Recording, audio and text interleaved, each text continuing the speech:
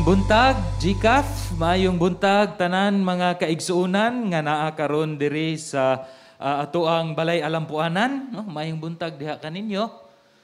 Maayong buntag. Ay, salamat sa Ginoo. Atong palakpakan ato ang Dios. Maayong buntag pod sa tanan nga naa sa inyohang mga panimalay.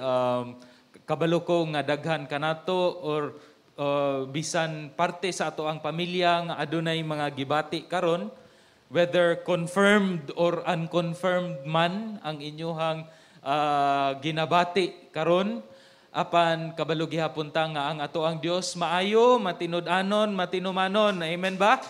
Hallelujah, salamat sa Ginoo. Kumusta man ang ato ang simana mga igsoon?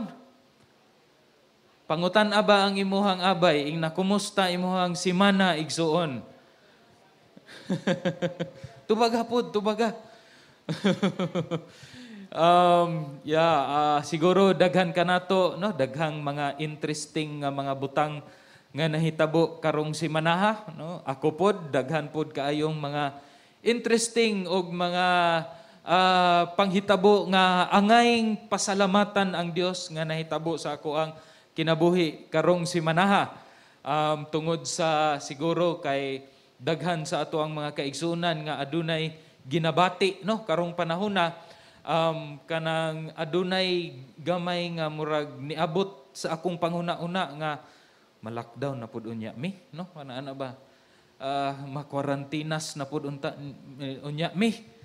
Pero salamat sa Ginoo sa pagprotektar sa amo ang mga kalawasan kay bisan og ingon ani ang panghitabo nato karong simanaha, daghan gyapon opportunity to minister to different people, no, sa ato ang GCAF man or dili man parte sa ato ang simbahan.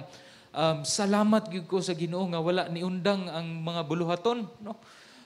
In fact, nahimo kong mas busy karong duha ka semana. Well, siguro pod kay uban sa ato ang mga kauban sa buluhaton, murag ingon pa na priso nga dili unta ganahan nga prisuhon apan tungod sa panghitabo nahimong ingon ana. Apan nagpasalamat ko sa Ginoo nga ang buluhaton padayon ang paggiya o paghatag sa kaalam gikan sa balaang espiritu. Padayon gayod kay og mulantaw lang gyud ta sa kalibutan mga igsuon. Daghan gyung angayng kabalak-an o kahadlukan, di ba? Mo agree siguro mo sa ako ani ana. Daghang mga butang niining kalibutan nga pwede gayud ta kana bitawng di ta makalihok tungod sa kabalaka o kahadlok. Matud pa sa usa ka writer nga kabalo mo nga ngano bitawng kining leon kung anaan nimo og lingkuranan dili man mulihok kana bang sa circus, kabalo mo ana ngano kadto siguro mo wala di ay murag wala man tay ingon ana nga circus diri sa Pilipinas, pero kanang sa TV ba sa salida na ay leon duha tulo usara ka buok ang lion tamer ginatawag ni ana. Apan magdala siyag lingkuranan sa iyahang usa ka kamot unya sa pikas kamot na ay latigo. Ang kadto gyud daw mga lion tamer nga mas maayo kay wala gyud day latigo. Lingkuranan lang iana sa nawong sa usa ka leon. Namatod pa nila ang leon kuno samtang gatan-aw sa lingkuranan ang iyahang lantawon kay ang upat ka tiil sa lingkuranan sa stool ba. 1, 2, 3, 4, upat ka buok na iyang lantawon. Tungod kay upat ka buok iyang lantawon, maglibog siya kung unsay una niyang ambakan. Sumaunang murag ma-freeze siya kung asa siya. Di siya kalihok. Kabalubya ta nga banggiitan man gyud ng mga leon. Apan kung daghang mga butang nga iyahang makita, nga mao lugar makahatag og kalibog, makahatag og kabalaka o kahadlok man kaniya, maglisod siya unsay iyang unahon og ambak or kanang dumog. When we look at this sa ato ang present situation, mga igsuon, moagri man gyud ta, no? Nga daghang mga butang karong panahona, nga daghan nga angayng kabalak-an og kahadlukan. But I tell you, brothers and sisters, kung kita magpapildi ni ining kahadlok ug kabalaka, mao kini maoy mupugong kanato nga mutubo diha sa Dios, magkinabuhi nga madaugon ug maka-eksperyensya sa kagawasan nga gihatag ni Jesus pinaagi sa iyahang dugo nga giula didto sa krus. Kay makabantay man gyud ta ani, no, nga kining mga pagsulay sa kinabuhi dili man ni sila mananghid ug maglinya. Ako una, brad, ikaw sunod. Kundili dungan ni sila nga moambak ug motukob kanato, ila binagayod sa panahon nga dili ta kabantay. Mao bitawng matingala ta, makuratan ta, or kaning ginatawag nila, we are caught by surprise. Tungod kay ambakan man ta sa panahon nga dili ta or wala ta nakapangandam. Kadtong Disyembre, okay na unta kayo atong gibati, no? Kay tag-usa, tagduha na lang ang kanang mga positive cases. Gahapon pila 200 naman pud gihapon siguro, or katong miaging adlaw 252, and this has caught many of us into a surprise. Balik na pud, quarantinas na pud, naa na pud ko igibati, no, og kining mga butanga, and many times makuratan ta mga igsuon ug dili ta kalihok. Again, as we have talked about faith, kaning pagsalig ug pagtuo, ang opposite ni ini kay kining kahadlok mangyud mga igsuon, kahadlok ug kabalaka nga mutuklod kanato, nga mubuhat og mga butang nga dili paagi sa pagtuo kundi pinaagi sa pagkataranta. Karong kabuntagon gusto ta mo dasigon pinaagi sa pulong sa Ginoo, ug akong sulti kaninyo ang PowerPoint palihog kabahin ni ining istorya sa Hebreo 11:8 hangtod sa 12. Gitituluhan kini nato ang mosangkap nga gahom sa pagtuo.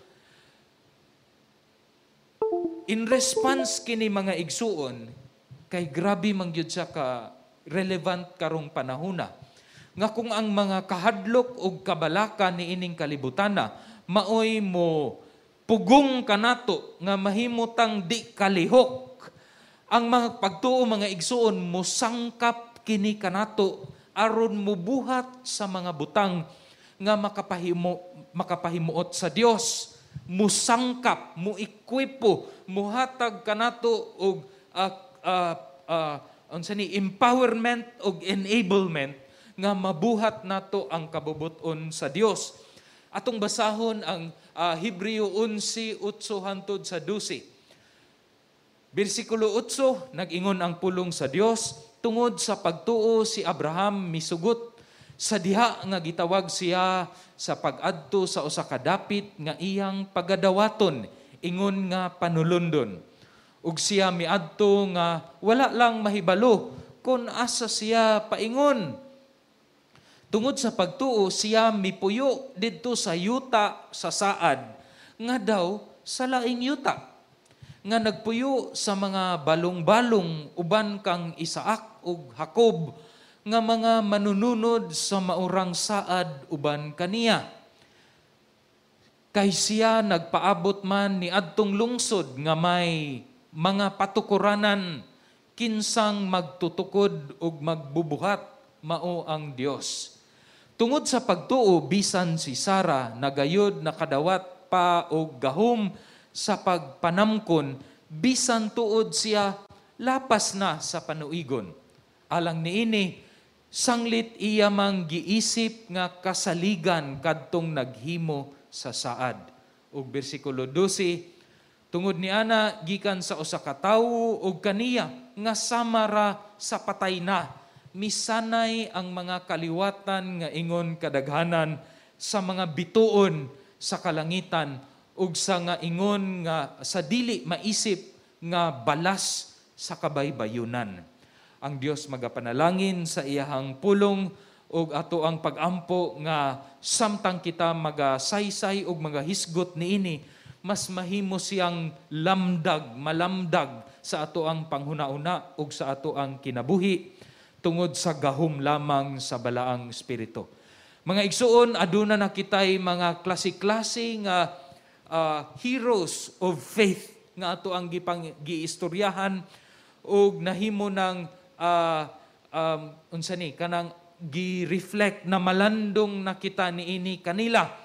Sa tulo ka Domingo na nga miagi nagsugod kita sa pagtuo ni Abel nga siya naghatag og offering sa Dios ug gidawat kini sa Dios dili sama kang Cain nga gibuhat lamang niya nga isip kanang naandan ang iyahang pagsimba sa Dios ug nakita nato nga bisan niini ang Dios na minaw kanato, na minaw sa mga siyagit ug mga pag-ampo sa kadtong iyahang gibalaan ug gimatarong tungod kang Ginoong Hesus.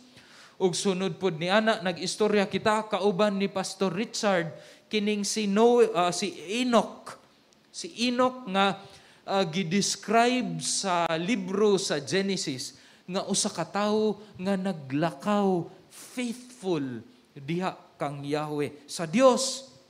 Ug kita siguro kauban kanako maupod kini ang ato ang mga pag-ampo nga kita pod samtang nagkinabuhi niining kalibutana nga daghan kaayong mga kabalaka ug kahadlok, kita ingnon sa Dios nga kini ang akong anak nga naglakaw kauban kanako diha sa pagtuo. And we have been blessed sa kinabuhi ni Enoch, bisan hamubo ra kaayo ang istorya kabahin kaniya. Miaging Domingo naghisgot usab kita niining paborito kaayo nga mga Bible character sa atong mga anak ug sa ato apod nga si Noe, nga usa siya ka tawo nga naglakaw usab sama sa iyahang lulo sa tuhod nga si Enoch. Ug pinaagi ni ana giluwas siya sa Dios kauban ang iyahang tibuok nga banay, tibuok pamilya tungod kay ang Dios nag-allow kaniya nga mubuhat sa iyahang kabubuton. Karong kabuntagon mga igsuon atong hisgutan ug lantawon lang nato daan murag aduna natay ideya kung kinsa kung dili sa atong gibasa ganina si Abraham ug si Sarah ang iyahang the only asawa. Ug ato ang lantawon ang gahom sa pagtuo nga musangkap kanimo ug kanako nga magkinabuhi kauban sa Dios luyo sa daghang pagsulay niining kalibutana. Karong kabuntagon muhatag ako og tulo ka gahom sa pagtuo mga igsuon. Ug ang akong pag-ampo nga samtang kini ato ang pagahinuklogan ug hunahunaon ug i-reflect sa ato ang kinabuhi. Muhatag kini og kadasig kanato mga igsuon luyo sa dagkong pagsulay nga ato ang giagian. Kabalo ko daghan kaayo kini. Dili lang sa national nga concern, kabalaka, kahadlok, kundili tagsa-tagsa pud nato ka personal nga concern sa ato ang pamilya, kagubot, kahadlok kay ato ang mga gagmayng mga anak, magsakit unya. Luyo pa na sa daghang mga pagsulay financially, luyo pa na sa daghang mga pagsulay nga unsa na lang tong akong mga paglaom ug damgo sa kinabuhi tungod niining mga panghitabo karon, dili na to nako makabuot, daghan nagpatong-patong nga mga pagsulay. Tulo ka butang mga igsuon, tulo ka gahom sa pagtuo nga musangkap kanato. Una, kung ready na ang inyong notebook diha, una nga gahom sa pagtuo nga musangkap kanato kay musangkap sa magtutuo ang pagtuo aron sa pagtuman, mga igsoon, pagtuman ug pag-obey. If you look at verse 8, nag-ingon didto ang pulong sa Dios, tungod sa pagtuo si Abraham misugot sa diha nga gitawag siya sa pag-adto sa usa ka dapit nga iyang pagadawaton ingon nga panulundon. Niingon ang Dios kaniya, "Go to the land I will show you, kay naa kay usa ka panulundon didto, na ako'y ihatag kanimo nga yuta, ug siya miadto nga wala mahibalo kung asa siya paingon."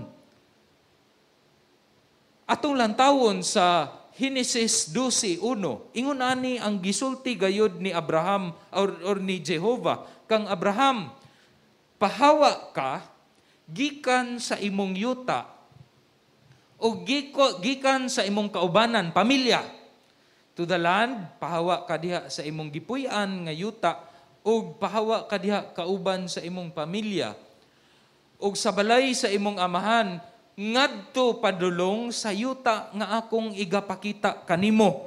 Kini palang daan, daghan na kaining problema, ilabi na kung Pinoy si Abraham. No? Papahawaon kas imong yuta.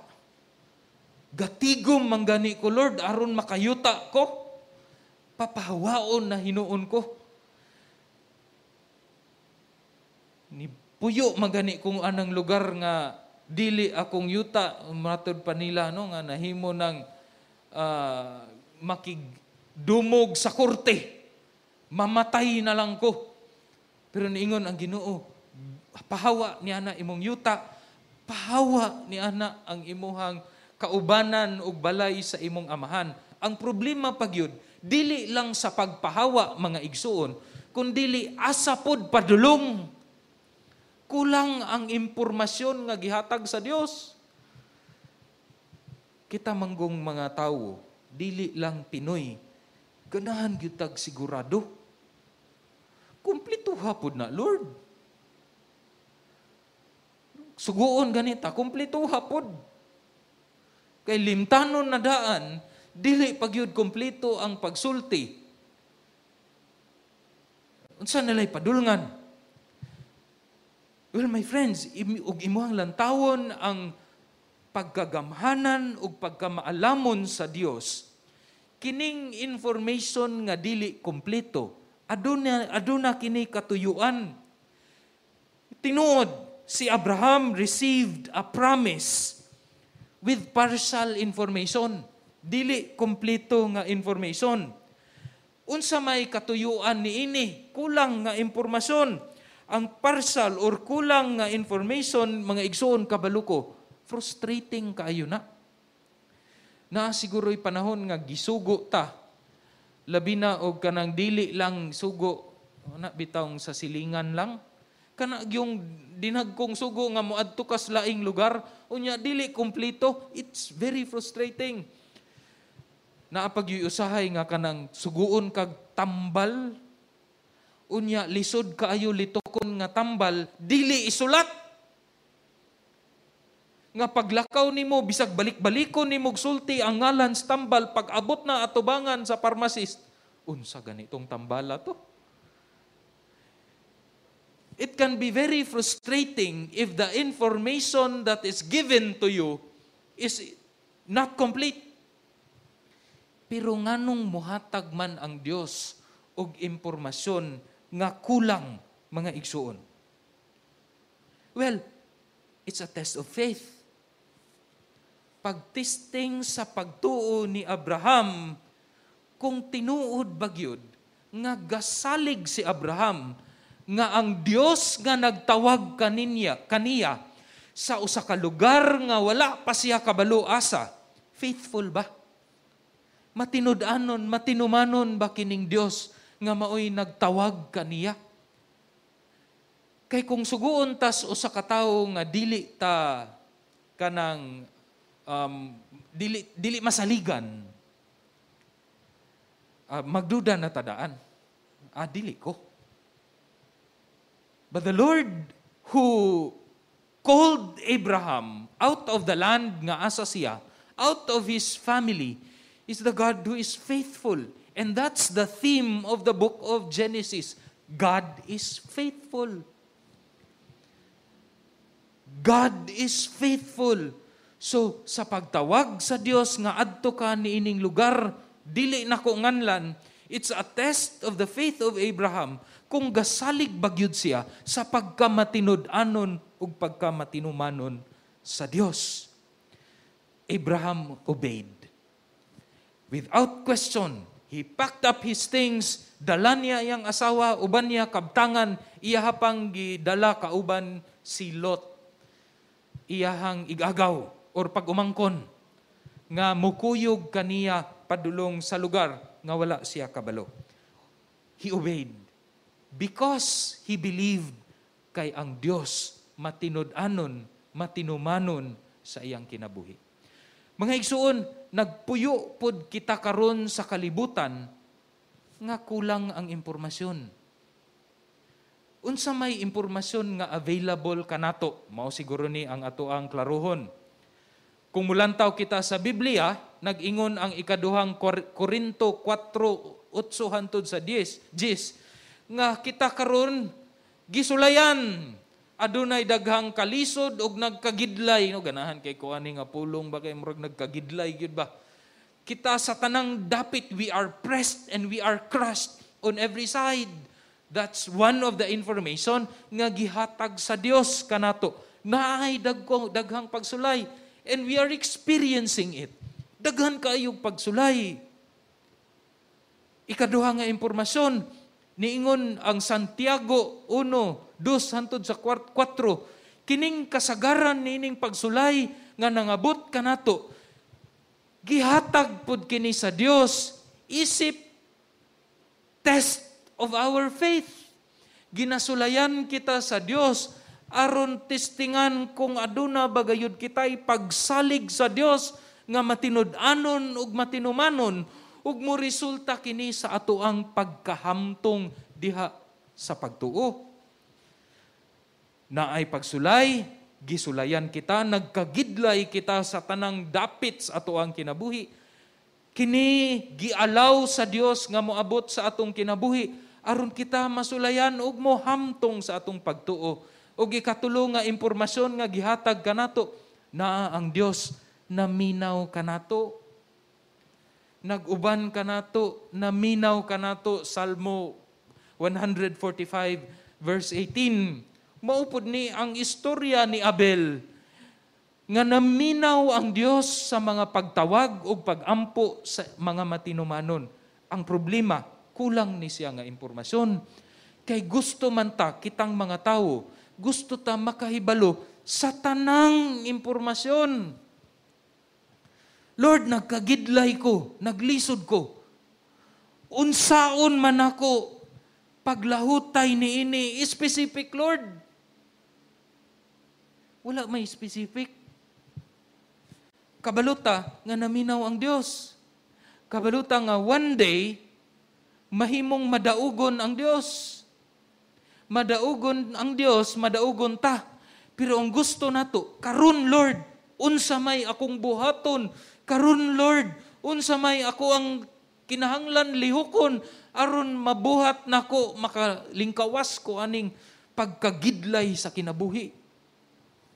Di ba?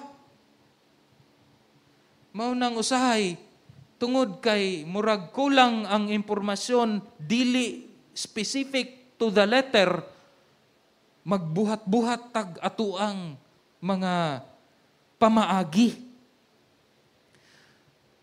Lord, kini akong buhaton. Mubuhat ko og masayon manggod ni buhaton, Lord. Maunang naadayon ang compromise. Tungod lagi kay kulang manggod ang impormasyon. Gusto ko karon, Lord. Unsay akong buhaton. Moingon na dayon ka nga, Lord, kini akong kinahanglan karon. Mo demand na dayon ta sa Dios, kini kwarta akong kinahanglan, Lord. Kasagaran mao man gyud na. Kung nalang gyud ko'y kwarta, Lord, makalahutay gyud ko aning akong pagkalisod-lisod sa kinabuhi. Kung nalang ko'y kwarta, Lord, kining pagsulay mo resulta gyud ni sa akong kahamtong. Di ba? Pero mga igsoon, hinumduman na to nga dili biya kwarta ang solusyon sa tanan. I've known a friend, dugay siyang way trabaho, sige siyag ampo sa Ginoo, sige siyag paampo pagyud sa amoa. Ingon siya nga, ampui ko brad, makatrabaho ko. Ug makatrabaho ko 20% gyud ang akong ihatag nga tithes sa Ginoo. Makakwarta lang ko. Tithes ngalan ikapulo biya na, di biya na ika-20. Pero ningon sa 20, imo na kong 20%. Pero tuod man, usa ka adlaw niya na gitagaan siya usa ka posisyon nga dako. Nakatrabaho siya, na-provide ang iyang panginahanglanon. Uy, nawala man. Nawala mas passing, di na makita. Naanay sakyanan, naanay di naman makita. Up to a point nga nisamot og kagidlay ang iyang kinabuhi tungod kay napuno siya og kwarta. Many times kining kulang sa impormasyon, mao kini ang mutuklod kanato nga dili na hinuon mosalig sa Dios, mosalig na hinuuntas ato ang diskarte og sa ato ang panguna-una. But the Lord is telling us to continue to obey the Lord. To continue to follow His words. Kaya nga to ang Dios matinumanon ug matinud-anon man. Nga luyo sa kalisod ni ining kinabuhia, ang pagtuo nato sa Dios nga matinumanon would empower us to obey the Lord. Daghag ko lang nga impormasyon ni ining kinabuhi. In fact, uban nga impormasyon, sobra kadaghan nga libog na kaayo. Kining COVID lang daan, daghan kay impormasyon nga unsa maging tinuod ani. But all we know is that our Lord is faithful. And that should give us the peace nga dili ko magpakasala, Lord. Dili ko mosalig sa akong kaugalingong diskarte. Mosalig ko kanunay kanimo kay ikaw man matinud-anon ug matinumanon. Friends, kabalo ko nga daghan tag pagsulay sa tanang dapit sa atong kinabuhi. In every side, we are crushed and we are pressed. Personal man, national man, sa ato amang health, sa ato amang mga relasyon, usahay apilpod ang ato ang spirituhanon nga panlantaw sa Dios. Asa naman ka, Lord? But we continue to trust in the Lord bisan dili kompleto to the letter ang impormasyon nga unsaon man kuni paglahutay. But the Lord is faithful. Nga luyo sa pagsulay, ang purpose sa Dios matuman gyud na. Sumusalig kita sa Dios. Mugawas kita kauban ni Abraham sa kanang pagkapriso sa kahadlok ug kabalaka. And we continue to do what God wants us to do. No, mga igsoon, kanus abata nakawali sa maayong balita sa Dios.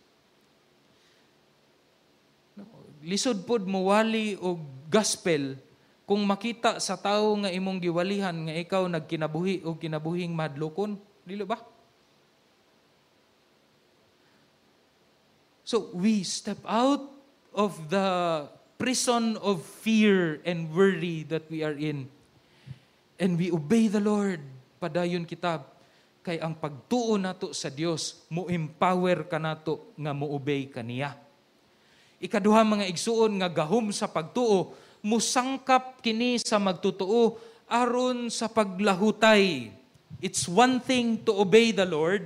It's another thing to persevere in obeying the Lord. Siguro karon tungod kay nakadungog ka sa mga pagwali, no? Ganahan kay ko mo-obey, Lord. How about tomorrow? Nana po'y laing pagsulay mo abot. How about sa moabot na pod nga mga adlaw, mga simana nga lain-lain, nagkalain-lain ang mga pagsulay.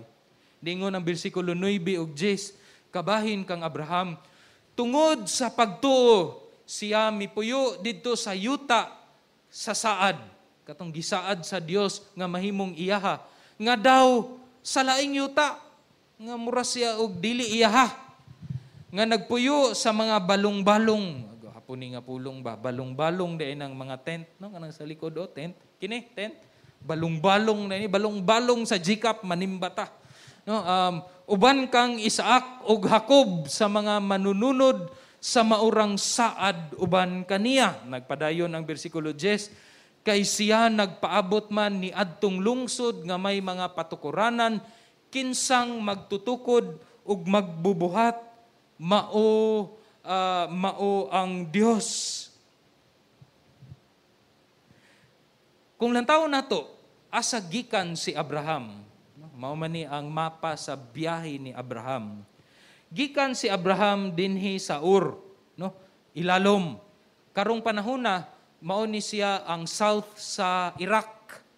Sa Genesis chapter 11, ang pamilya ni Abraham ni decide Haran pud ang pangalan di ay sa iyahang papa. Ni decide sila nga moadto unta sa Kanaan. Apan sa ilahang paglakaw, napundo sila sa usa ka lugar nga parihog ngalan pud sa iyang amahan, sa Haran. Unya diri na sila gapuyo.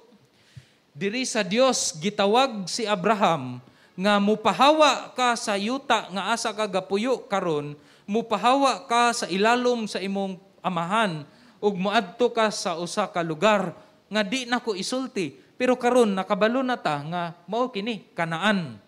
Unya nagpuyo siya niining dapita sa Kanaan, tunga sa usa ka lugar nga ginganlan og Bethel ug Ai. Bethel ug Ai.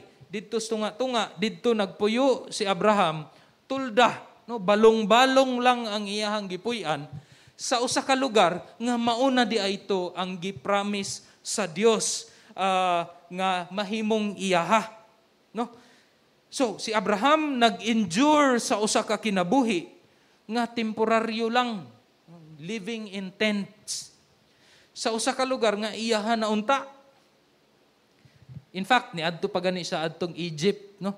Kay wala palagi siya isur kung asa gyud ang lugar nga asa siya. Sa usa ka lugar nga supposed to be ikaw na ang tag-iya kay gihatag na sa Dios kanimo. Pero nagpuyo siya nga adunay balong-balong lamang. The preacher of Hebrews likens the living in tents as the temporary life of this world. Si Pedro nag-ingon nga we are strangers and aliens. Lumalabay lamang ta niining kalibutana. As much as there are also blessings, kay kining balong-balong blessing man gihapon ni. In fact, if you would look at the book of Genesis, daghan kay blessing si Abraham. Muadto siya sa usa ka lugar, bisan og nakasala si Abraham, ang resulta mudato man siya. Wala na gaingon nga ang Dios kanang wala siya gisilutan man pud sa Dios si Abraham. Apan ang Dios faithful man sa iyahang sa kinabuhi ni Abraham, gitawag man sa Dios si Abraham. Ang pagtawag sa Dios ni Abraham nahimo kining pagtubo ni Abraham bisan siya nakasala, ang Dios maayo sa iyang kinabuhi ug daghan siyag mga panalangin. So si Abraham daghan og panalangin. Naa siya sa tent pero dato siya. So it's a life of blessings og provisions. Apan we must remember atong hinumduman nga temporaryo ra kining tanan, lumalabay lang kining tanan. Wala man siguro ta nakakita og kana bitawng naay gilubong nya maglinya na padulong sa unsa ni minteryo. Unya naay lungon ang gidala sa purlon na ay nakakonekta nga kanang iyahang supa, no? Iyahang kanang TV, no? Flat screen TV gisumpay dito kay dadon apil, wala man siguro inana, no?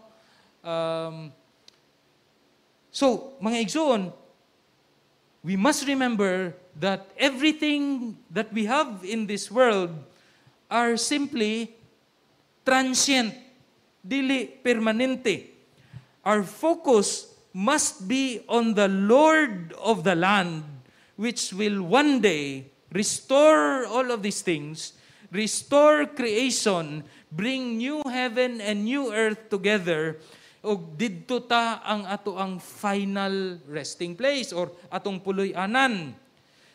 Abraham, although naa siya gapuyo sa tent, nag-ingon didto, he was looking forward to a place where there are foundations. In other words, naanay patukuranan ug ang nagtukod niini ang Dios. So he's not merely looking forward sa unsay naa kaniya, kundi ang Dios nga naghatag niining naa kaniya. The focus is Godward, padulong sa Dios, dili the focus is unsay naa. Ang magwawali sa Hebrehanon, mga igsuon, calls us to persevere sa unsamang mga temporaryo niining kalibutana. All things that are temporary in this world. Niining kalibutana, the Lord will bring us temporary blessings and temporary pains. Temporaryo na puros. But we must look forward beyond what is temporary. Ang atong huna-huna, unsay katuyuan ani Lord. Mao bitawng niingon si Pablo o si Jesus, you store up things that are in heaven. Kung asa nga walay rust or dili mataya o dili kutkuton sa unsamang mga insekto. You look beyond what is temporary. Oh, wala pa. Okay. You look beyond what is temporary. Mga igsoon, in this world, God will grant us temporary financial, material blessings. Tinuod ka na.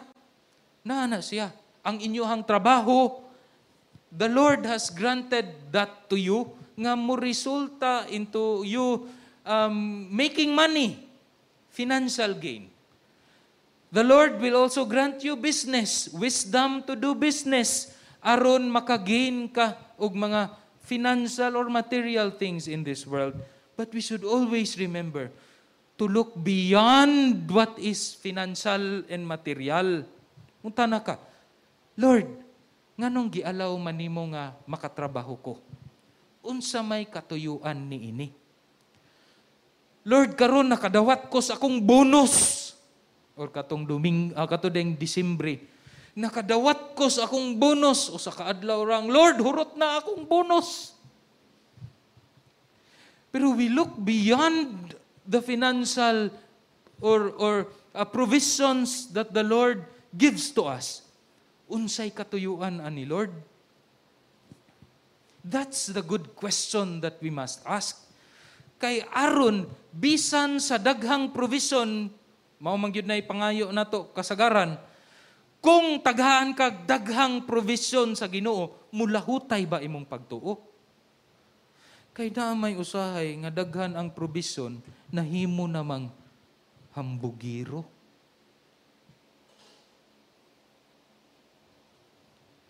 Na ay bag-ong Ford Raptor, inigawas lahi na magnilakwan. No, provisions can be a cause for us to be away from the Lord. It can be. So the book of Hebrews is telling us nga naay mga temporaryong butang niining kalibutana. Usa ni ana, provisions ni Lord, financially, materially. You need to persevere and look beyond kung unsay temporaryo niining kalibutana, unsay katuyuan ana Lord. Nga kung daghan ang provision, mulahutay ba akong pagtuo kanimo? The same thing with the problems and pains in this world. Daghag kasakit niining kalibutana. And these are all temporary, I tell you. Temporaryo ra gyud na. Again, you ask what is beyond temporary. Lord, niining pagsulay nga naa ko karon, unsa may katuyuan? Kay also, pariho ra pud na mga igsuon, kay kana pong mga kasakit ni ining kalibutan na, aduna pud na'y potensyal nga mupalayo kanimo sa Dios kung dili mao ang imuhang pagtuo ug pagsalig kaniya. Nganong naamin ni problema, Lord? Ikaw gyud, Lord, buutan biya ako. Gasimba biya ako, Lord. Basa biya ako sa imong pulong. Namanong na may problema. Ambot og kinsa po'y magwawali imong gipaminaw. Nga nganong gatuo man ka nga way problema ni ining kalibutana kung makristohanon ka. Undangin na nagpaminaw kinsa nang magwawaliha. Kay daghan yung mga pagsulay og kasakit ni ining kalibutana. The question is, will you persevere mulahutay baka nga bisan adunay kasakit or adunay mga probisyon, ang pagtuo nimo sa Dios lahutay?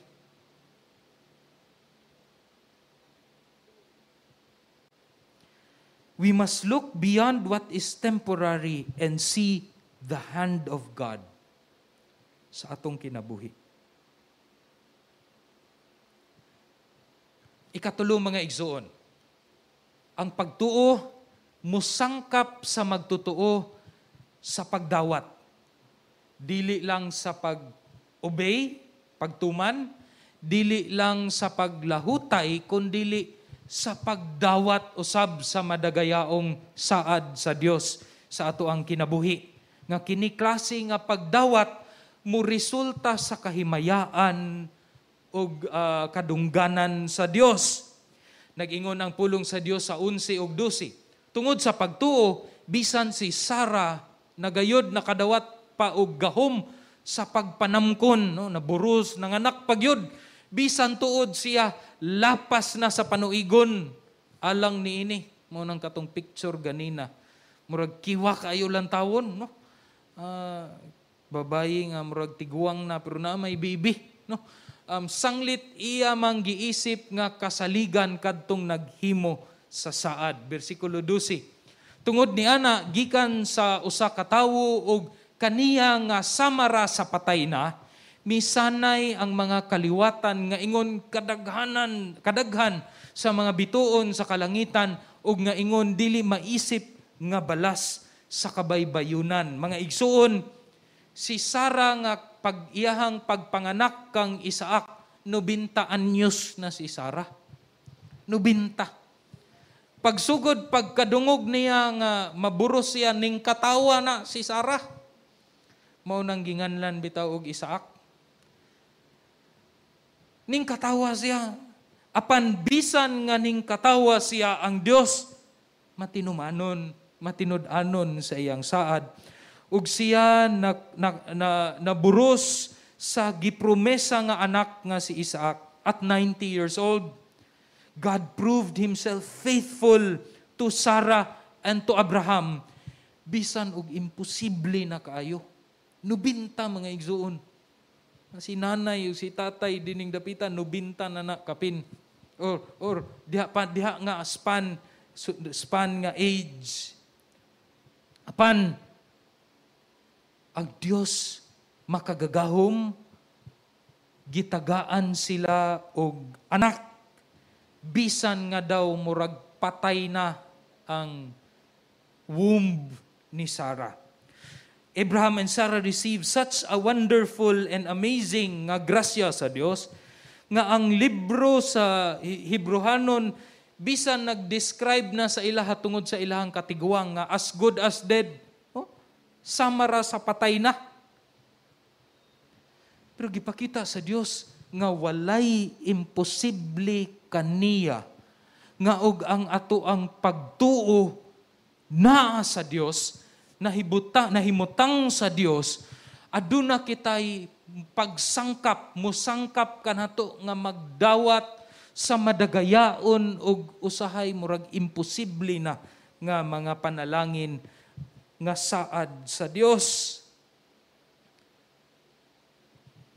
Pero klaruhon pud nato kung unsa man gyud gisaad sa Dios. Kay naa man gyud usahay nga kita-kita ra poy magbutang og mga pulong sa baba sa Dios. Nga Lord, ni saad biya ka nga imuha kong tagaan o gingon ani. Mutana ang Dios kanus man ako nagisaad bi. Asa man na makita na kay kasulatan diha na ay pirma ba nako? Mga igsoon, ang saad sa Dios na hisulat sa iyahang pulong. And that is where we should go to when it comes to claiming the promises of God.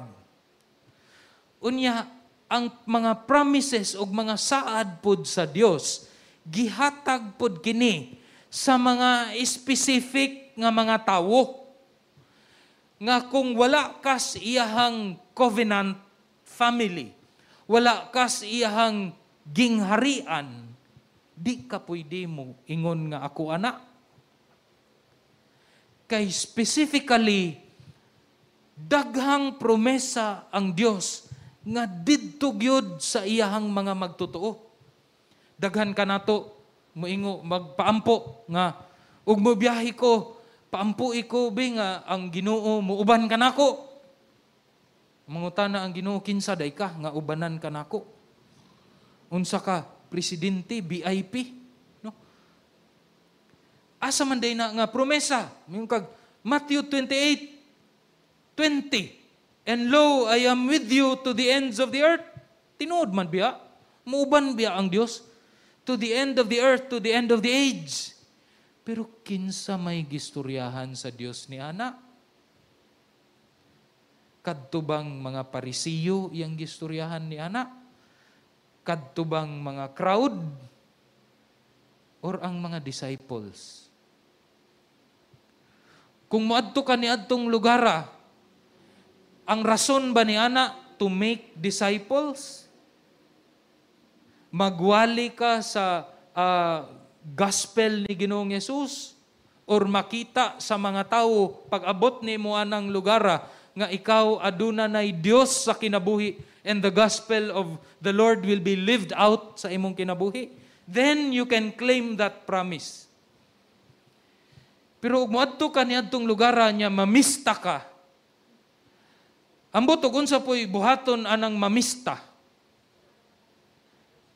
Na ba kay katungod nga mo claim ana nga saad sa Dios? Murag lisod man na igsuon.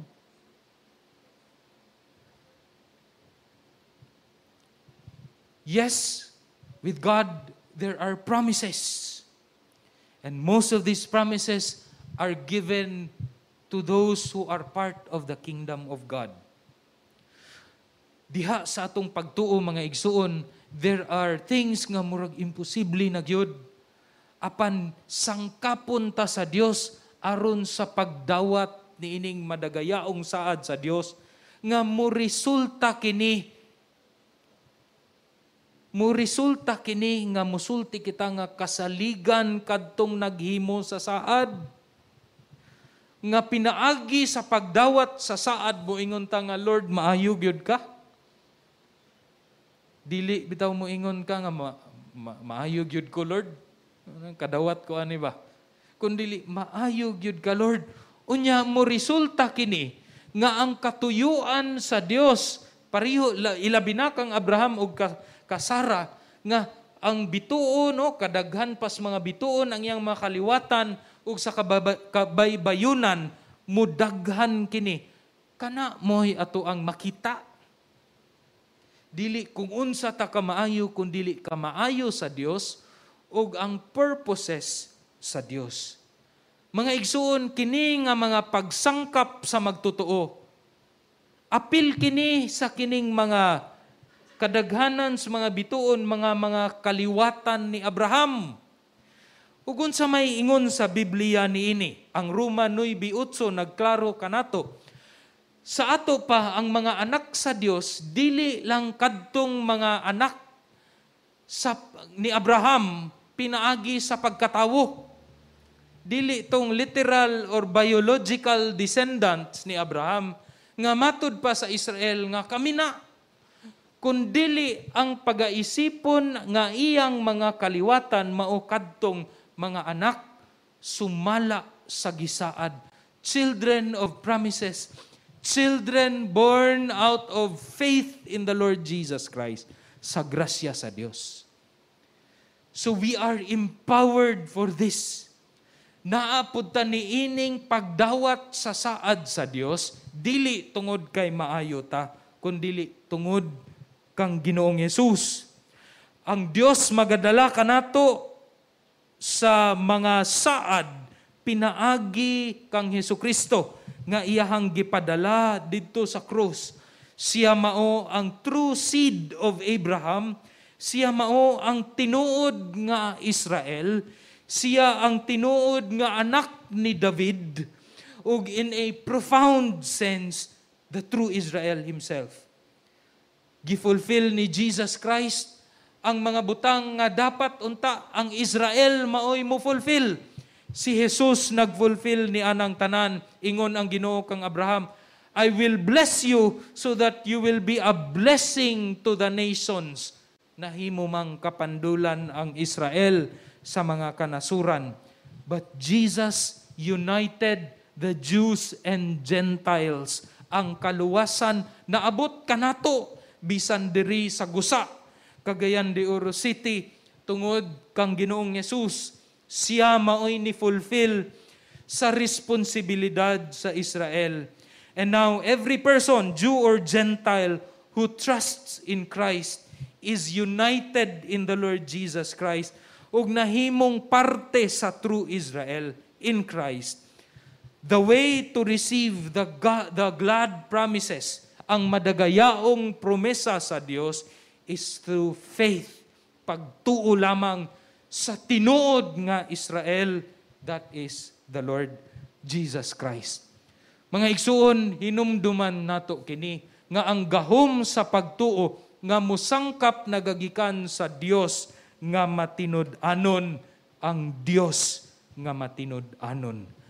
Atong iduko ang atong mga ulo ug mag-ampo kita. Ginoong Dios, salamat kaayo sa imuhang pulong. Salamat kay ikaw maayo sa matag-usan namo ka kinabuhi. Salamat Lord kay matinud-anon gayud ka. Tabangi mi o Dios nga musalig ug mutuo kanimo. Luyo sa daghang pagsulay ni ining kinabuhi. Tabangi kami o Dios nga manhimong malig-on ang amoang pagtuo kanimo ug pinaagi ni ana masangkap kami o Dios nga mutuman sa imuhang mga sugo kanamo, mulahutay sa pagtuman sa imong mga sugo kanamo, ug mudawat o Dios sa imuhang mga panalangin nga makadala og himaya ug kadungganan sa imuhang pangalan. Salamat kaayo o Dios sa gift of faith nga imong gihatag kanamo pinaagi sa imong anak nga si Ginoong Hesus. Kanimo ang dungog ug himaya kay angayan ka mudawat niining tanan sa ngalan ni Hesus. Amen.